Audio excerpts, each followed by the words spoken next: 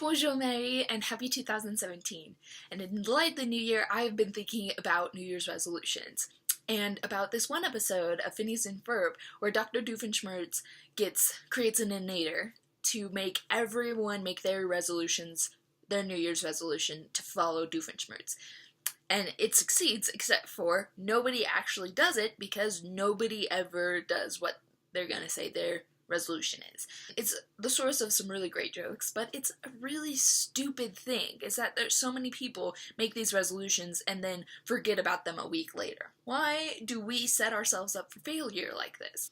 Which I just think is ridiculous. So I'm going to lay down some ground rules for making good New Year's resolutions. So number one, be specific. Know exactly what you want to do. Don't make a resolution like, I want to be healthier, because healthier can mean a lot of things. So make sure it's specific, something that you can definitely, like someone else could look at your life and be like, oh yeah, you definitely completed that. Number two, it either has to be short-term or habit-forming. My mom's New Year's resolution is to get us a new internet provider, and she wants to do this by the end of January.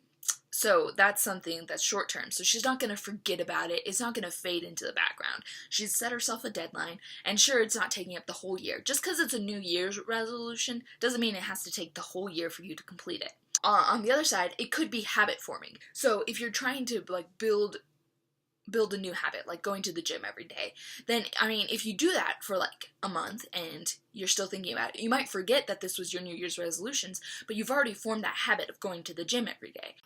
Number three, it has to be realistic. You know yourself, you know your schedule, so you should know whether or not you're capable of doing something. And if you honestly believe you're capable, but it's going to be difficult, go for it, because otherwise you're just setting yourself up for failure. And number four, this kind of goes along with my first one, but it needs to be measurable. So you need to be able to say, oh yes, I actually did this.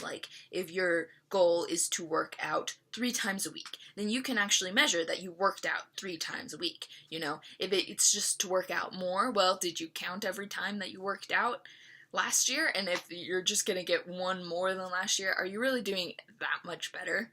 So some other helpful hints to succeeding in your New Year's resolutions is to know why you're doing it.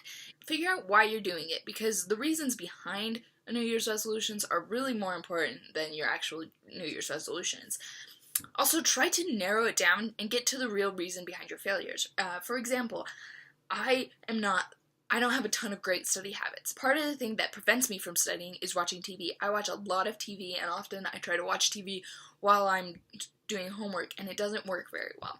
So my New Year's resolutions is to only watch TV on weekends and while I'm working out. At the end of the year, if you will, New Year's is just another excuse for you to start over. New Year's is kind of a silly holiday. It's an excuse to party, and it's irrelevant when we celebrate it. We could celebrate it in July, it wouldn't matter. It's just when we choose to celebrate the new year. And this New Year's is just an excuse for you to start over. Every day you can get up and choose to do better than the last day, but sometimes you forget that. So New Year's is an excuse to kick yourself in gear and to give yourself a little boost. So just remember that. If you fail at your New Year's resolution, well, then change it to a January 3rd resolution. Try again the next day. Just because you fail once doesn't mean you'll fail again. Au revoir, sister.